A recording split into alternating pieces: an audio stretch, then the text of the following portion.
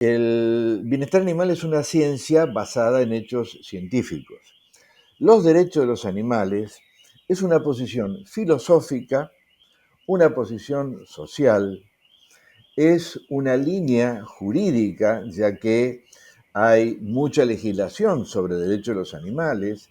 Generalmente la legislación de los derechos de los animales es una legislación para prevenir y castigar el maltrato de los animales, pero no es bienestar de los animales.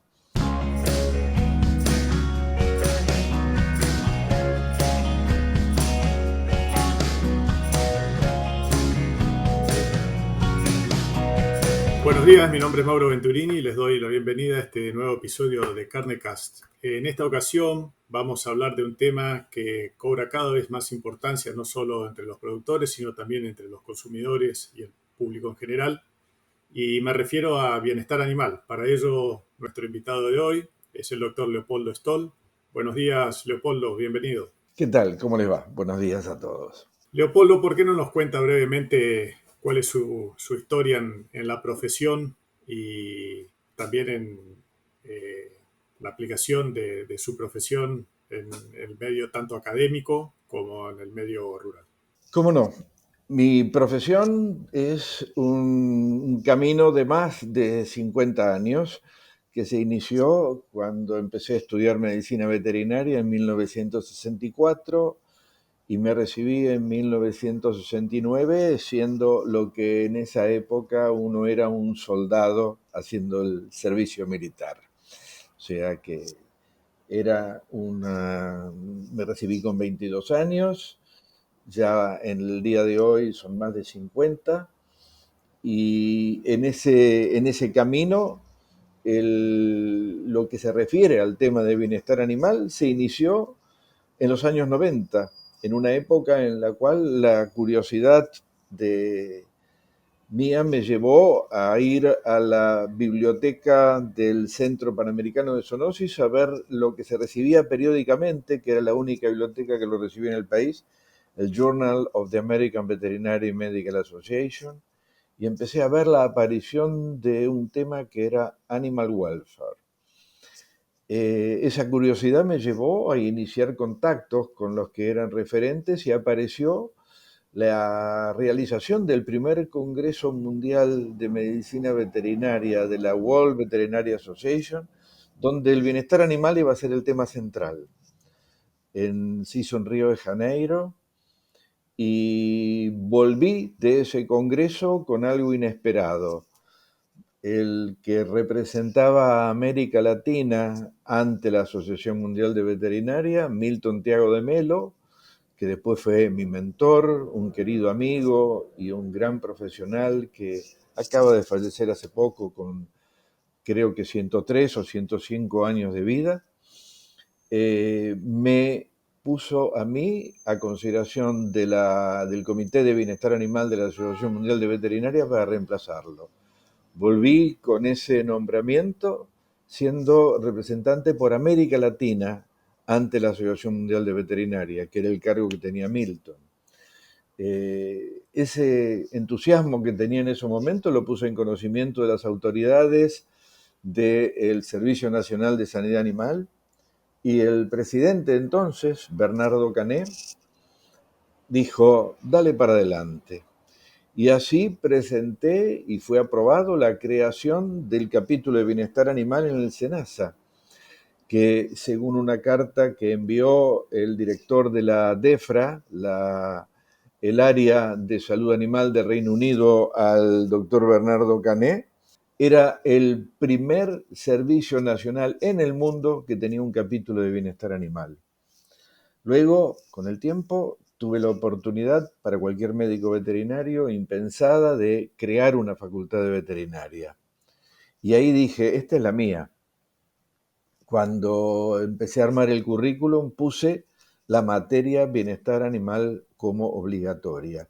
Y fue la primera facultad de veterinaria en el mundo en tener esa materia obligatoria, porque las 3 o 4 que las enseñaban en ese momento, estoy hablando de los años 90, la tenían como optativa. Y era una materia que es después un profesor, el director de la Escuela Veterinaria de Cornell, la definió en una mesa que compartimos en un Congreso Panamericano de Veterinaria en Acapulco como la columna vertebral de la medicina veterinaria. Pero todos se preguntan, ¿cuándo nació este tema del bienestar animal? ¿Nació desde dentro de la medicina veterinaria, la inquietud de algún médico veterinario? No, nació por la inquietud de una periodista que en los años 60 recibió bajo la puerta de su casa un panfleto que le invitaba a un meeting de defensores de los derechos de los animales en Inglaterra, donde se iba a exponer y discutir el trato, o mejor dicho, el maltrato, que sufrían los animales en la producción ganadera en Inglaterra. La curiosidad de esta periodista, Ruth Harrison, la llevó a escribir un libro que se llama Animal Machines, las máquinas animales. Hay una traducción en castellano. Yo realmente los invito a leer este libro porque se van a asombrar cómo en los años 60 se mostró una realidad que lamentablemente se ve en muchas, y lo voy a decir textualmente porque así lo son, explotaciones ganaderas. Muchos establecimientos pecuarios explotan al animal y ese libro indignó tanto a la sociedad en Inglaterra en ese momento que el gobierno respondió creando una comisión para estudiar el problema. Búsquenlo por Google, Comisión Bramble, Bramble Report.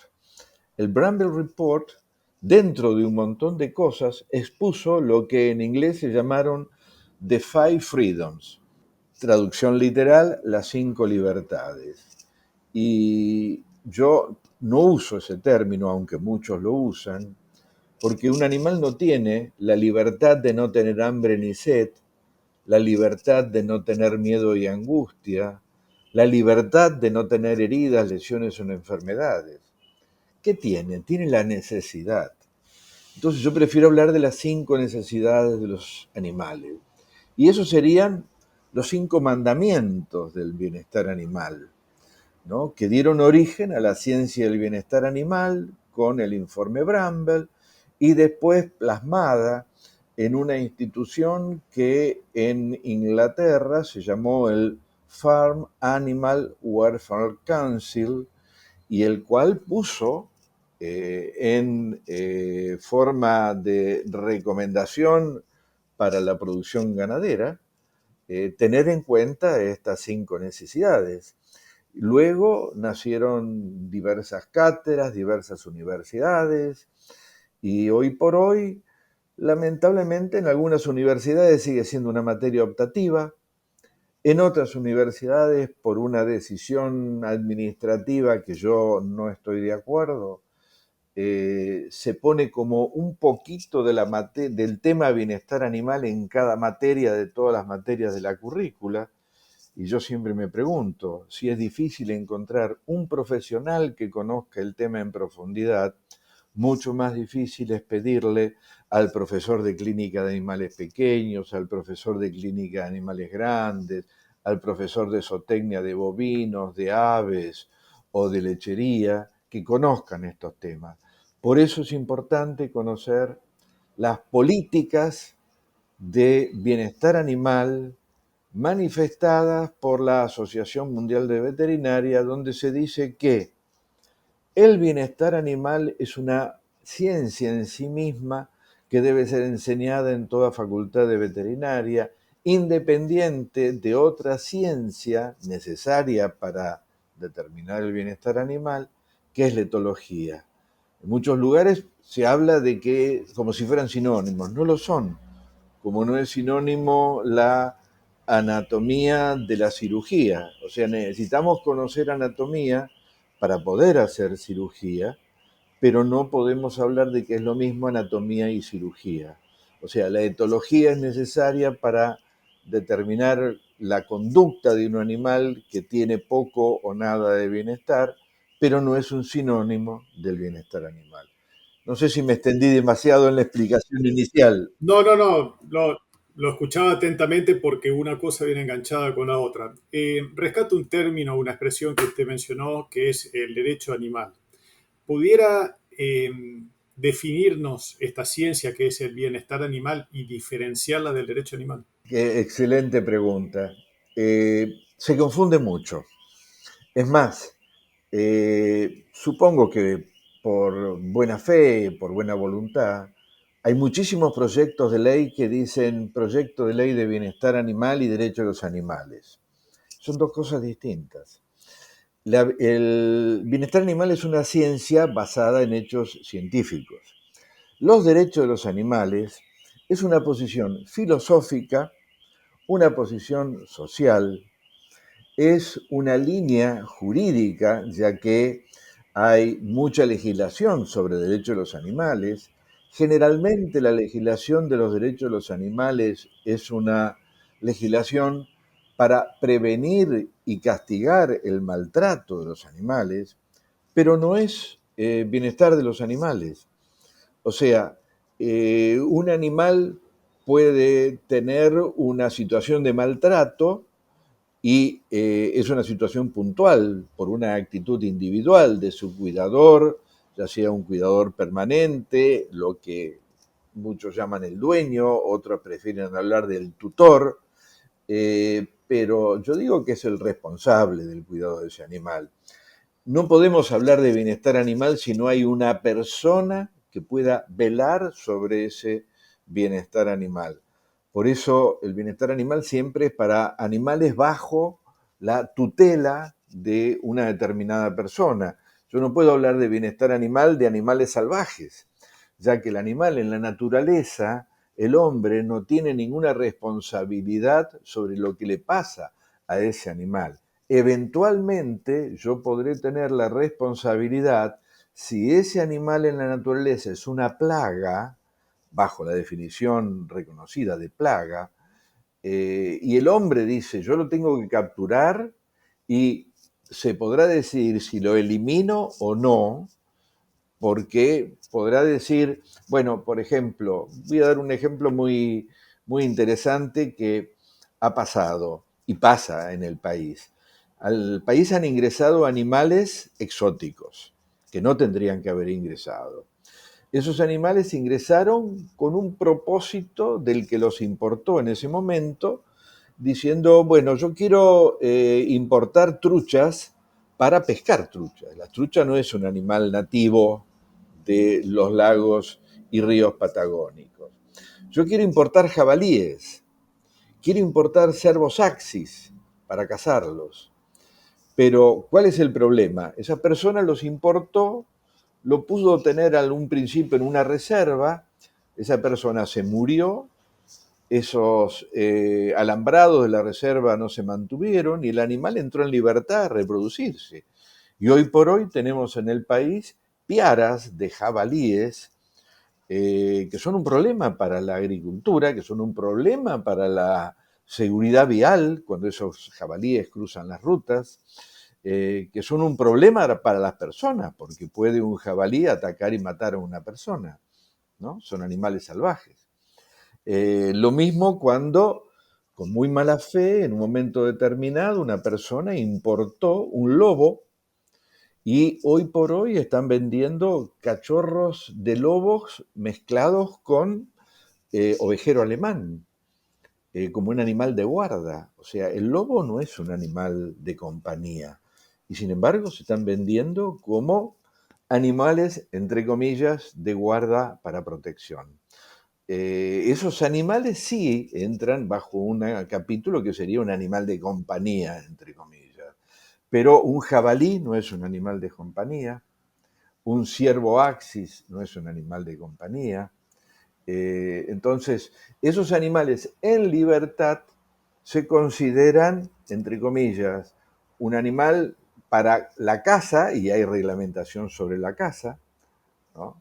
Eh, Uno podrá estar de acuerdo o no con la caza, pero es legal, ¿no?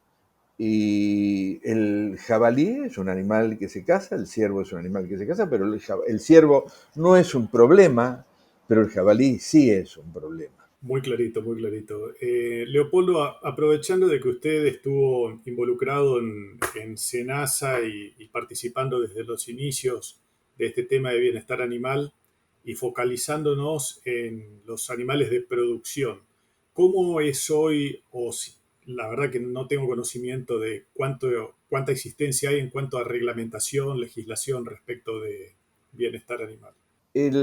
Hay reglamentación sobre bienestar animal. El órgano de aplicación con poder de policía es el Servicio Nacional de Sanidad Animal.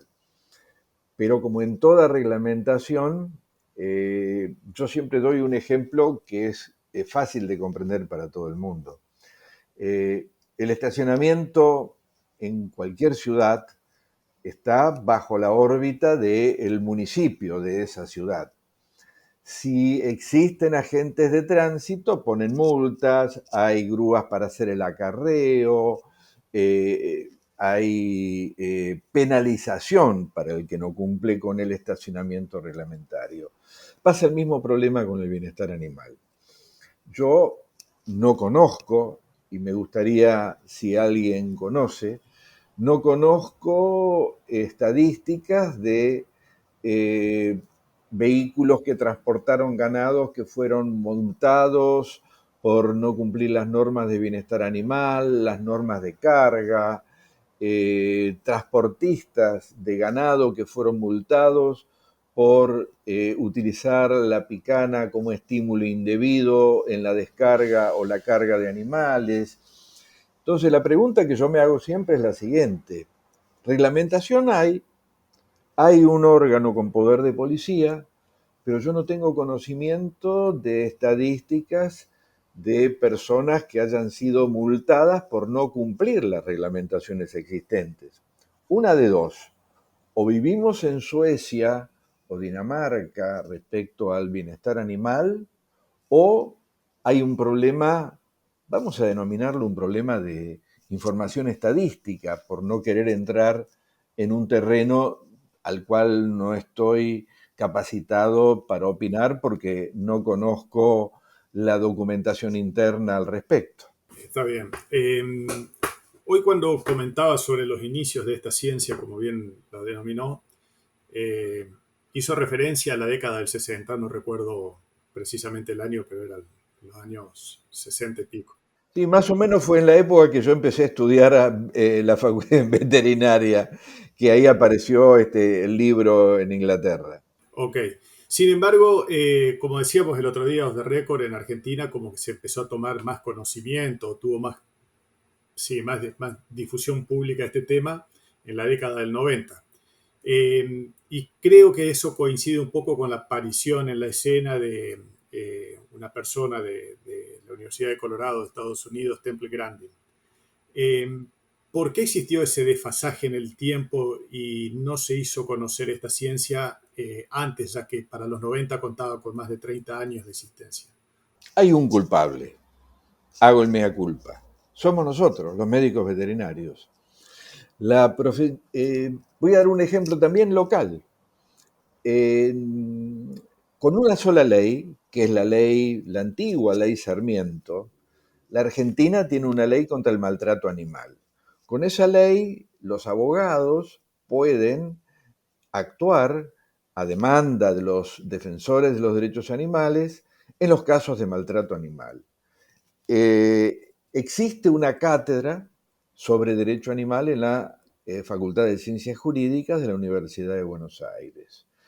Y en cada colegio veterinario, perdón, me traicionó el subconsciente, en cada colegio de abogados de la República Argentina hay un capítulo de derecho animal con abogados que trabajan en el tema de derechos de los animales. En muchos casos trabajan pro bono, ad honorem, por los casos de maltratos para las entidades de protección del animal. La pregunta que yo hago es, ¿cuántos capítulos de bienestar animal hay en los colegios veterinarios de la República Argentina? Eh, por lo que yo sé, ninguno. Entonces, ¿cuántos capítulos sobre bienestar animal se hacen en los congresos de veterinaria o en las reuniones de veterinaria de la Argentina, que yo sé, poquísimas o casi ninguna. Afortunadamente hay investigadores del INTA que están trabajando en el tema de bienestar animal, hay asociaciones como es la Asociación de las Asociaciones de Lechería que están trabajando en el tema de bienestar animal, pero, por ejemplo, las grandes asociaciones de criadores no tienen, y yo por lo menos no encontré en sus páginas, un capítulo que diga, una pestaña que diga bienestar animal para los criadores de tal raza. Hay falta, digamos así, de compromiso. Empiezo por el compromiso profesional y sigo por el compromiso institucional de los criadores pecuarios. Yo diría que la excepción, y ahí hablo desde mi autoestima, es el ámbito en el cual yo estoy trabajando actualmente, que es la MAX, la Mesa Argentina de la Carne Sustentable, que tiene un capítulo específico sobre la temática del bienestar animal. Parte de los principios, el primer principio de la sustentabilidad para la Mesa Argentina de Carne Sustentable es la salud y el bienestar animal. Son dos cosas independientes, ¿no? Lo aclaro, porque un animal puede estar sano y yo si en este momento lo estoy subiendo a un camión y le estoy metiendo una picana para que el animal suba, el animal no está en una situación de bienestar animal porque yo lo estoy maltratando, ¿no? O sea, puede haber salud porque el animal está sano, pero hay un problema de bienestar animal. Así que eso como para que exista claramente. El bienestar animal es uno de los principios de la sustentabilidad de la producción ganadera a nivel mundial. Nosotros, como Mesa Argentina de la Carne Sustentable, somos parte de la GRSB, de Global Roundtable for the Sustainable Beef, y ahí hay una comisión que trabaja en este tema del bienestar animal. Se acaba de hacer hace poco y fue realmente una reunión importantísima que hicimos en Uruguay. Tuvimos todas las mesas mundiales, Punta del Este, y hicimos un capítulo de bienestar animal, en el cual tuve el privilegio de ser speaker por la Mesa Argentina. Y hoy por hoy la Mesa Argentina, por votación de las mesas mundiales, ocupa a partir de la semana pasada un lugar en el board de la GSB, de las dos sillas que están pertenecientes a las mesas mundiales. Una silla fue elegida para la mesa uruguaya, que fue la organizadora de esta reunión, y otra para la mesa argentina. Así que ahí vamos a ir con un mandato de todas las mesas de América Latina que nos votaron, que votaron a la mesa uruguaya también, por supuesto, para fortalecer el tema del bienestar animal y fortalecer un tema que está muy vinculado porque integra el bienestar animal, que es la temática de una sola salud. Así que eso es uno de los lugares en el cual el productor ganadero puede llegar a buscar información, inclusive la Mesa Argentina de la Carne Sustentable tiene online un formulario de acceso de autoevaluación, que es anónimo, gratuito y permanente para que cualquier productor ganadero de la Argentina y de América Latina pueda acceder a esta autoevaluación y decir, a ver, en el tema de salud y bienestar animal, en el tema de eficiencia e innovación, de personas y comunidad, de uso de los recursos naturales y de sustentabilidad e inocuidad del alimento, ¿cómo estoy yo como productor ganadero? Bueno, aquí hay lo que nosotros llamamos un indicador, una suma de indicadores volcada en este documento de autoevaluación de sustentabilidad, que es uno de los temas prioritarios de la Mesa Argentina. A su consideración, ¿cómo ve, considerando también, valga la redundancia, todo lo que estuve explicando, se evolucionó mucho y se está trabajando mucho en bienestar animal desde sus orígenes hasta la fecha? Pero a su entender, ¿cómo ve el nivel de aplicación de todos estos temas que se desarrollan y se mejoran permanentemente a nivel de campo o a nivel de playa de faena? ¿Usted considera que la gente está aprendiendo a utilizar esos conceptos y a cambiar algunas rutinas de trabajo en pos del bienestar animal? Otra buena pregunta que agradezco. Sí y no.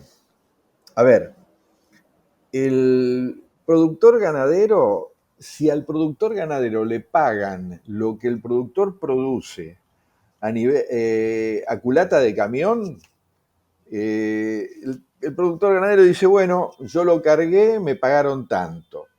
Si se pierde en el transporte desde el campo hasta el establecimiento pecuario, que en esas horas de transporte o sea, yo voy a ir un poco más lejos, las últimas 48 horas de vida del animal son las que pueden llegar a provocar hasta el 30% de las pérdidas de lo que significa la inversión que se hizo en ese animal. Un ejemplo muy sencillo, son 2 años y medio, 3 años, depende de los kilos en los cuales se lleva ese animal a faena. Se invirtió en genética, atención veterinaria, obviamente alimentación, el costo de las pasturas implantadas, las gramíneas, las pasturas permanentes, todo lo que podamos hablar. Se hizo una enorme inversión y se transporta en un vehículo que no está en condiciones, que tiene el piso en mal estado, que las paredes interiores de ese vehículo tienen, si son de madera, astillas o clavos o tornillos que sobresalen, o como yo lo he visto y lo tengo en una fotografía que saqué, un agujero en el piso en el cual un animal pisó ese lugar, metió la pata por ese agujero, quedó trabado, no se pudo levantar, y como estaba casi cerca de la culata, el camionero sacó a fuerza de picanas todos los animales que estaban detrás de ese animal caído, que lo pisotearon, y entonces ese productor que hizo ese embarque, cuando ese animal, si se levantó, ni me acuerdo en este momento si se levantó y en qué condiciones se levantó, pero cuando ese animal llegó a la playa de faena y lo pusieron en el gancho, era un solo hematoma de todos los pisotones que sufrió, de todos los animales que pasaron por encima. Y así tengo fotos de animales con hematomas en la zona del cuarto pistola porque la orden del capataz era mete uno más, y le bajaron la puerta guillotina una y otra vez sobre la zona del lomo hasta que ese animal entró y arruinaron el cuarto pistola, o sea que ese animal ya para la cuota Ginto ya no servía. O sea, hay un cálculo, un solo trabajo que se hizo que fue, inclusive está publicado por el IPCBA en su página, en el frigorífico Gorina, un excelente trabajo hecho por investigadores de la Universidad del Centro, de la Facultad de Ciencias Veterinarias de la Universidad del Centro de la provincia de Buenos Aires, uno de los miembros colaboradores de la Mesa Argentina, con uno de los autores, el profesor Jesse, y también estaba ahí el colega Acerbi, que fue presidente del SENASA. En este trabajo se llegó a la conclusión de que más o menos se está perdiendo por cada animal de los que se estaban faenando entre 1,5 kilos a 2 kilos de carne. Si interpolamos ese cálculo a la cantidad de animales que se faenan en el país, que son, no sé, 12, 13, 14 millones de animales, se están perdiendo entre 12, 13, 14 millones de kilos. ¿Quieren hacer un cálculo a valor dólar? Pongámosle $1 el kilo. Y bueno, el productor ganadero está dejando de ganar, no se lo están sacando por impuestos, no se lo está sacando ARBA, no se lo está sacando el gobierno por retenciones, no, no, los pierde por malas prácticas ganaderas, lo pierde por un mal transporte, lo pierde porque en el frigorífico no controlan el uso de la picana cuando bajan del camión, lo pierde porque aplican las vacunas en el cuarto trasero en vez de aplicarla en la tabla del cuello y provocan un absceso en un cuarto valioso. O sea, el bienestar animal, si no se tiene en cuenta, integra lo que se denomina la biblioteca de los costos ocultos, donde es como si el productor, cuando va a cargar el ganado, dice, ¿cuánto estamos cargando? 13, pongamos, 20 animales, 25 animales, 30 animales, bueno, pongamos que cargué 20 animales, bueno, ahora voy a la heladería más importante del pueblo y pido 25 kilos de helado premium y los compro y los tiro a la calle. Sí, está claro. La verdad que los datos son impactantes, por eso es importante que los puedan divulgar porque ayudan a concientizar a la gente, ¿no? Leopoldo, lamentablemente se nos fue el tiempo, estamos al límite con el tiempo, pero no quiero finalizar sin antes hacer una pregunta que corresponde a otro tema. Por eso le voy a pedir que su respuesta sea a modo de título, como para poder generar un episodio en otro momento con la temática de carne sustentable. ¿Cómo nos puede definir ese concepto? Bueno, yo creo que lo más fácil de hablar de carne sustentable es decir lo más sencillo, ¿no? ¿Qué es la sustentabilidad? Y es una carne confiable, una carne de calidad, una carne obtenida en una cadena que tiene en cuenta el valor social de las personas que integran esa cadena, que sea ambientalmente responsable y que sea económicamente viable. Espectacular el título. Espero que podamos generar un nuevo episodio hablando específicamente entonces de carne sustentable. Leopoldo, muchísimas gracias por los conceptos y muchísimas gracias por los datos, porque insisto que es algo muy impactante conocer estos números y nos ayuda a tomar conciencia de nuestra situación y cómo mejorar con cosas muy pequeñas, muy fáciles de aplicar en condiciones prácticas, a campo, en plazas de faena. Muy agradecido. No, el agradecido soy yo y los agradecidos somos nosotros desde la Mesa Argentina de la Carne Sustentable, donde en este espacio, en Internet, nos ponemos a disposición de ustedes. Muchas gracias y será hasta la vuelta. Hasta luego.